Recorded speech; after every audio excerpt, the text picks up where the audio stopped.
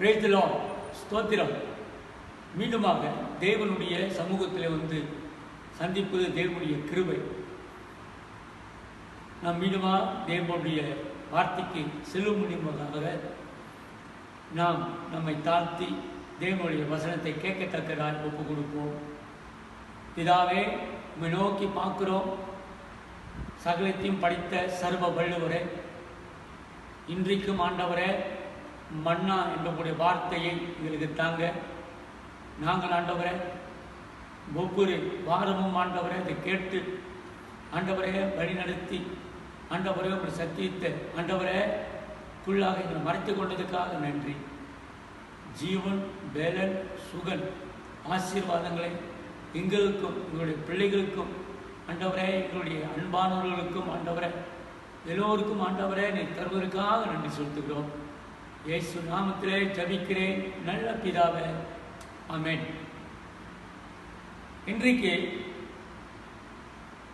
தேவனுடைய வசனம் எடுக்கப்பட்டது ஆகாய் 2வது அதிகாரத்திலிருந்து 1வது வசனம் தொடங்கி 9வது வசனம் வரை வாசிக்க கேட்போம். 7ஆம் மாதம் 21ஆம் தேதியிலே ஆகாய் எனும் தீர்க்கதரிசியின் மூலமாய் கர்த்தருடைய வார்த்தை உண்டாயிற்று. அவர், நீ செயலத்தியேலின் குமாரனாகிய செருபேல் எனும் யூதாவின் தலைவனோடும் யோர்தாகத்தின் குமாரனாகிய யோசுவா எனும் பிரதான ஆசாரியனோடும் மக்களில் எஞ்சியவர்களோடும் சொல்ல வேண்டியது என்னவென்றால், இந்த ஆலயத்தின் முந்தைய மகிமையை கண்டவர்களில் உங்களுக்குள்ளே எஞ்சியிருக்கிறவர்கள் யார்? இப்பொழுது இது உங்களுக்கு எப்படி காணப்படுகிறது? அதற்கு இது உங்கள் பார்வையில் ஒன்றுமில்லாதது போல் காணப்படுகிறது அல்லவா? ஆனாலும் செருபாலே, நீ திருக்கோள் என்று கர்த்தர் சொல்லுகிறார். யோர்தாகத்தின் குமாரனாகிய யோசுவா எனும் பிரதான ஆசாரியனே, நீ திறன்கொள். நாட்டின் சகல மக்களே, நீங்கள் திறன்கொள்ளுங்கள், வேலையை நடத்துங்கள் என்று கர்த்தர் சொல்கிறார். நான் உங்களுடனே இருக்கிறேன் என்று சேனையின் கர்த்தர் சொல்கிறார். நீங்கள் எகிப்திலிருந்து புறப்படும் போது நான் உங்களோடு உடன்படிக்கை பண்ணிய வார்த்தையின்படியே என் ஆவியானவரும் உங்கள் நடுவில் தங்கியிருப்பார். பயப்படாதீர்கள். சேனைகளின் கர்த்தர் சொல்கிறார், கொஞ்ச காலத்துக்குள்ளே இன்னும் ஒரு முறை நான் வானத்தையும் பூமியும் கடலையும் வெட்டாந்தரையையும் அசைய பண்ணுவேன். சகல இனத்தாரையும் அசைய பண்ணுவேன். சகல இனத்தாராலும் விரும்பப்பட்டவர் வருவார். இந்த ஆலயத்தின் மகிமையினால் நிறைய பண்ணுவேன் என்று சேனைகளின் கர்த்தர் சொல்கிறார். வெள்ளியும் என்னுடையது, தங்கமும் என்னுடையது என்று சேனைகளின் கர்த்தர் சொல்கிறார். முந்தைய ஆலயத்தின் மகிமையை விட இந்த பிந்தைய ஆலயத்தின் மகிமை பெரிதாக இருக்கும் என்று சேனைகளின் கர்த்தர் சொல்கிறார். இவ்விடத்திலே சமாதானத்தை கட்டளையிடுவேன் என்று சேனைகளின் கர்த்தர் உரைக்கிறார் என்று சொல் என்றார். ஸ்தோத்திரம். இந்த ஆகாய் புஸ்தகம் எந்த சூழ்நிலையில எழுதப்பட்டது என்றால், ஆகாய் புஸ்தகம் தீர்க்கதரிசி பேபிலோனியர்கள் இஸ்ரேல் மக்களை சிறையில கொண்டு சென்று சிறை இருப்பில் இருக்கும் பொழுது பேசியர் என்ற ராஜ்யம் மேற்கொண்டது. ஸோ அங்கிருந்து ஏறக்குறைய ஒரு 50,000 யூதர்கள் எருசலேமுக்கு வந்து தேவாலயத்தை கட்டுவதற்காக அவன் அனுப்பினான். இது ஏன் சொல்றானாக்கா, தேவாலயம் இடிக்கப்பட்டது. சாலமோன் கட்டின தேவாலயம் இடிக்கப்பட்டது. ஆமாங்க, அதை கட்டுவதற்காக பேசிய ராஜா அவன் அவிசுவாசி. ஆனால் யூதர்கள் மத்தியில் அவன் தேவனுடைய ஏவுதனால இந்த 50,000 பேரை அனுப்பிவிட்டான். ஐயா, இன்னைக்கு உள்ள சூழ்நிலை பார்த்தீங்கன்னாக்கா என்ன நடக்குது, என்ன நடக்க போகுது நம்மளை யாரையும் சொல்ல முடியாது. கண்டிஷனாகவோ இப்படி தான் நடக்குன்னு சொல்லிட்டு ஒரு யோகம் கூட இல்லை. எனக்கு தெரிஞ்ச டாக்டர் புஷ்பராஜ், இத்தனை பேருக்கு தெரியும் தெரியல, ஒரு பெரிய ஒரு எழுத்தாளர், ஜாமக்காரன் என்ற பத்திரிகையை அவர் எழுதுகிறார். அவர் சொந்த பணம் போட்டு இது எழுதுவார். Is profession is a doctor. அவங்க மனைவி டாக்டர் தான். ஸோ இந்த இடைக்காலத்தில் அவருக்கு கொரோனா, இந்த கொரோனா வந்ததுனால அவர் சொல்கிறாரு, அவரை கொண்டு ஒரு ரூமில் அடைச்சி போட்டாங்க. அந்த ரூமில் அடைச்சி போடும் பொழுது அவருக்கு தண்ணீர் கொடுக்கவோ இல்லை, அந்த ரூமில் யாருமே அவர் கூட இல்லை, மனைவியோ பிள்ளைகளோ, ஏன் டாக்டர்களோ இல்லை.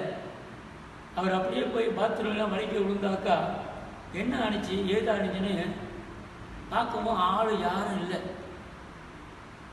அப்படியே வந்தாலும் டாக்டர் மாருங்க ஒரு ரூமுக்குள்ளே அவங்க ஒரு கிளாஸ் பேனல் இருக்கும்.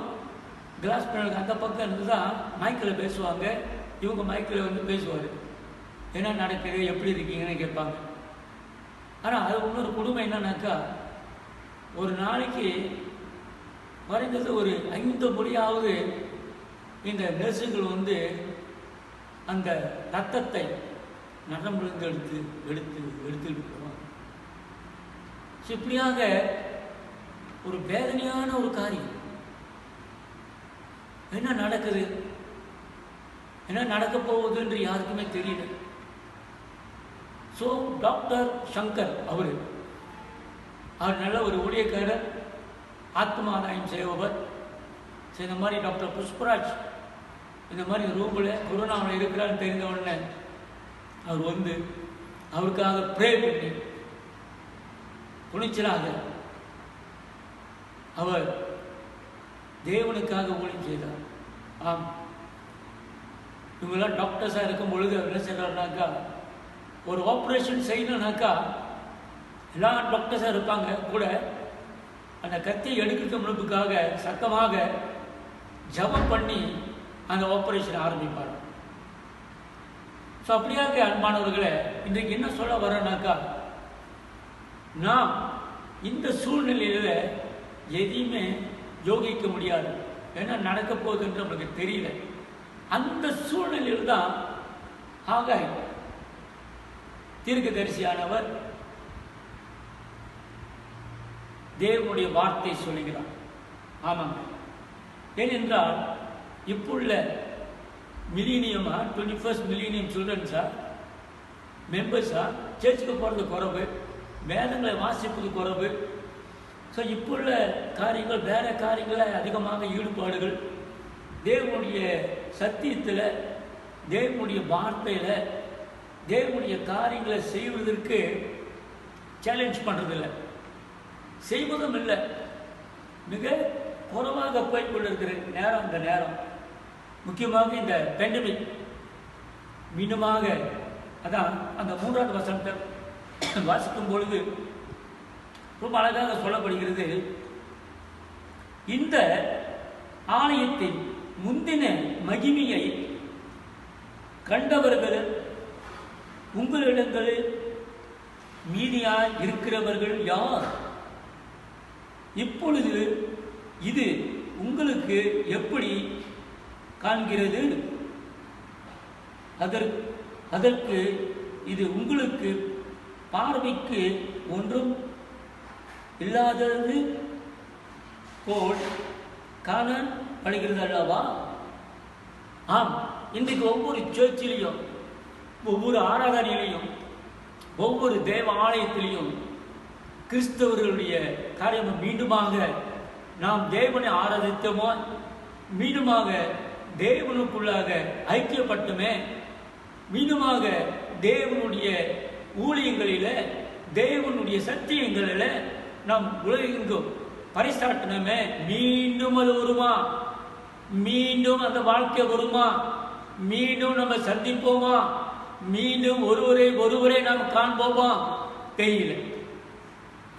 இந்த சூழ்நிலையில தான் ஏங்க கேட்கிற இந்த கேள்வியை, யாரெல்லாம் இருக்கிறீங்க? மிந்தின தேவ ஆலயத்தில் பார்த்த அந்த மகிமையை கண்டவர்கள் இங்கே எத்தனை பேர் இருக்கிறீங்க?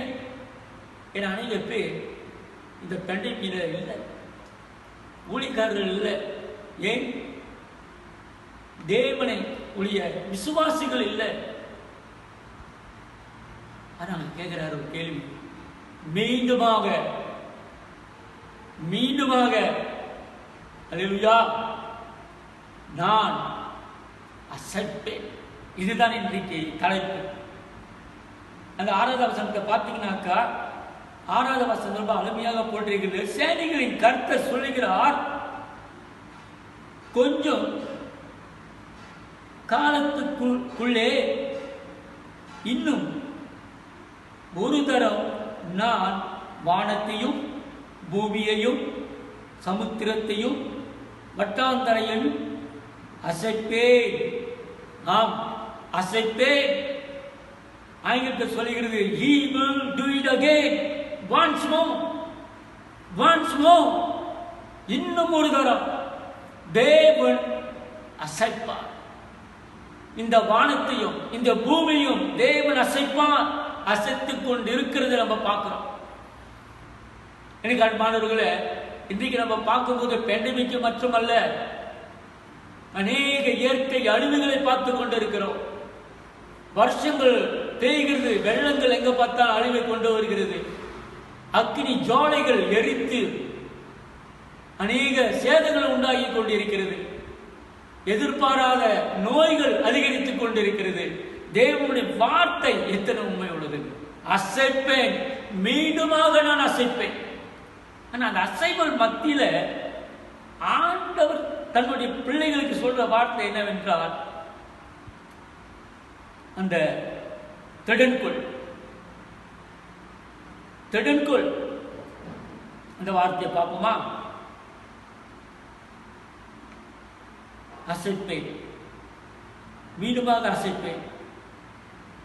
கொஞ்ச காலத்திலே நான் அசைப்பேன், வானத்தையும் பூமியும் அசைப்பேன். ஆகினால் 4ஆம் வசனம் ரொம்ப அருமையாக ஆண்டவர் வாக்குத்தத்தம் செய்கிறாரு தன் பிள்ளைகளோடு. என்ன சொல்றாரு என்றால் 4ஆம் வசனத்துல,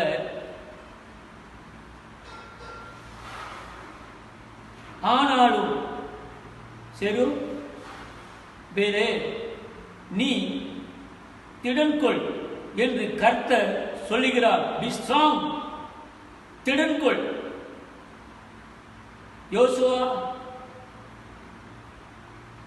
யோசுவத்தியர் குமாரனாக யோசுவாவே உனக்கு பிரதான ஆசாரியர், நீ திடன்கொள். தேசத்தின் எல்லா ஜனங்களே நீங்கள் திடன் கொள்ளுங்கள். Be strong, be strong. ஜெருபாலே திடன்கொள். அந்த ஒரே வசனத்துல திடன்கொள், திடன்கொள், திடன்கொள். ஒவ்வொரு பிள்ளைகளை, தேவனை தெரிந்த பிள்ளைகளை திடன்கொள். Be strong, be strong. திடன்கொள், திடன்கொள். அது கீழே எதுக்காக திடன் கொள்ள வேண்டும்? கர்த்தருடைய வேலையை செய்வதற்கு திடன்கொள். ஹல்லேலூயா. அநேக அழிவுகள் வருகிறது, அநேக வலிவுகள் வந்து கொண்டிருக்கிறது. இவர்கள் அடிமையில போயிட்டாங்க. அடிமைத்தனத்தில் பேபிலோன் போனவர்களை 50,000 பேர் தான் ரிலீஸ் பண்ணி இருக்கிறாங்க. இந்த 50,000 பேர்லயும் ஆண்டவர் சொல்றாரு, அவங்களோட பேசுறாரு, திடன்கொள். ஜெருபாலே திடன்கொள், யோசுவாவே திடன்கொள், ஜனங்களே திடன்கொள், உங்களுடனே இருக்கிறேன். சேனைகளின் கர்த்தர் சொல்கிறார். இந்த பேண்டமிக் காலத்திலையும் இந்த உபத்திரவ காலத்திலையும் நம்ம சுற்றி பார்க்கும் பொழுது வெள்ளங்கள், அழிவுகள், இது மத்தியிலும் ஆண்டவர் சொல்றாரு, திடன்கொள் கிறிஸ்தவனே, திடன்கொள் கிறிஸ்தவனே.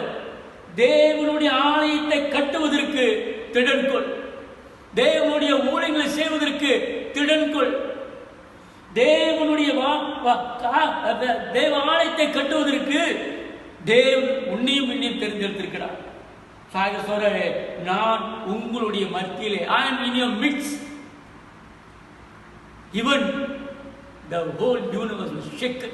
அதான் சொல்றாரு, இன்னும் ஒரு விஷயம் நான் அசைப்பேன், இன்னும் ஒரு விஷயம் நான் அசைப்பேன். Shake it, shake it once again, one more. இன்னும் ஒரு விசை தேவரே நீ அசைக்கும்படியா ஒப்புக் கொடுக்கிறோம். அதனால அன்பானவர்களே, இந்த பிரசங்கத்தின் மிக சுருக்கம் என்னவென்றால், தேவன் இப்பொழுது அசைத்துக் கொண்டிருக்கிறார், இந்த உலகத்தை அசைத்துக் கொண்டிருக்கிறார். ஆனால் தேவன் தன்னுடைய பிள்ளைகளுக்கு கொடுத்த வாக்குத்தத்தம் என்னவென்றால், 5வது வசனத்தை பார்க்கும் பொழுது, நீங்கள் எகிப்திலிருந்து புறப்படுவீர் போது நான் உங்களுடனே உடன்படிக்கை பண்ணின வார்த்தையின்படி என் ஆவியானவர் வரும் உங்கள் நடுவில் நிலை கொண்டிருப்பார், பயப்படாதிருங்கள். இது ஒரு தீர்க்க தரிசனமாகவே ஆண்டவர் கொடுக்கிறார். என்ன சொல்றாருனாக்கா, தேவன் தாமே நம்ம மத்தியில் இருக்கிறார், இயேசு கிறிஸ்து தாமே நம்ம மத்தியில் வரப்போகிறத அவங்க சொல்லுறாங்க. அதனால் அன்பானவர்களே, திடன்கொள் திடன்கொள் திடன்கொள். எஸ், அகைன் ரிப்ளேஸ் பண்றேன். 2வது அதிகாரத்தில் 4ஆம் வசனம் சொல்லுகிறது, எருபேலே திடன்கொள், யோசுவாவே திடன்கொள், ஜனங்களே திடன்கொள். ஆம், நான் உங்களோடு கூட இருக்கிறேன். தேவ ஆலயத்தை கட்டுவதற்கு, தேவ ஊழியங்களை செய்வதற்கு திடன்கொள்வோம். எஸ், தேவன் சொல்கிறார், எல்லாம் அசைக்கப்படும், ஆனால் உங்களோடு இருக்கிறேன். அது கடைசியாக எப்படி முடிக்கிறார் பாருங்க.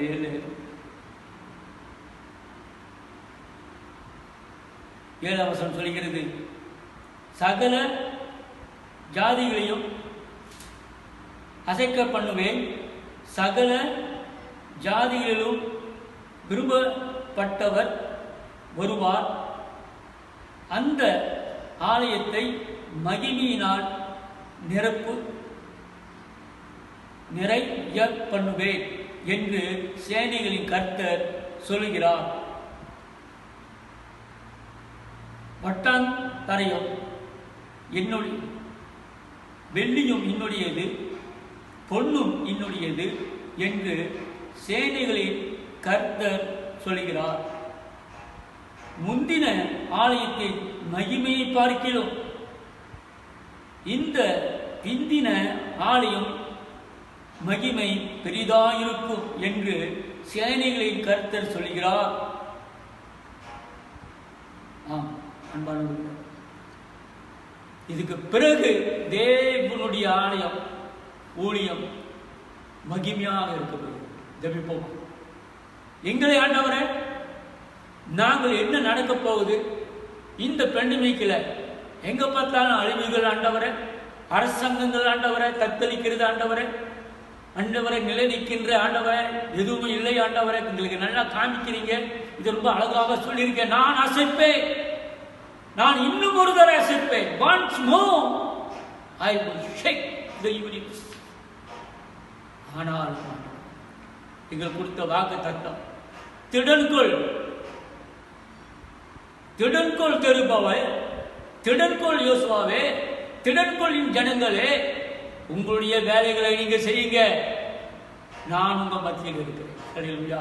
எப்படியாப்பட்ட வாக்கு தத்தம் அந்த வாக்கு தத்தம். எஸ்,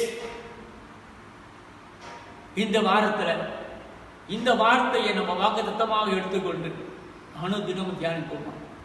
நன்றி ஆண்டவரே, எங்களோடு இருக்குது. தேங்க்யூ. இந்த நேம் ஆஃப் ஜீசஸ், இயேசு நாமத்தில் ஜெபிக்கிற நல்ல பிதாவே, ஆமென். என் ஆத்மாவே கர்த்தரை ஸ்தோத்திரி, என் முழு உள்ளவர் பரிசுத்த நாமத்தை ஸ்தோத்திரி. என் ஆத்மாவே கர்த்தரை ஸ்தோத்திரி. கர்த்தர் செய்த சகல உபகாரங்களையும் மறவாதே. அவர் என்னுடைய எல்லா அக்கிரமங்களையும் மன்னித்து, எல்லா நோய்களையும் குணமாக்கி, என்னுடைய பிராணனை அழிவில் இருந்து காத்து, கிருபையினாலும் இரக்கங்களினாலும் முடிசூற்றி, ஆண்டவரே எல்லா நன்மையினாலும் ஆண்டவரே என்னை திருப்தியாக்கி, கழுகுக்கு ஒப்பான வாழ வயது தந்ததுக்காக ஸ்தோத்திரம். தேவாதி தேவனுடைய கிருபை, இயேசு கிறிஸ்துடைய அன்பு, பரிசுத்த ஆவியின் ஐக்கியமும் ஆசீர்வாதம் உங்களோடு இருப்பதற்காக ஸ்தோத்திரம் ஆண்டவரே. ஆமென். கர்த்தர் உங்களை ஆசீர்வதிப்பாராக.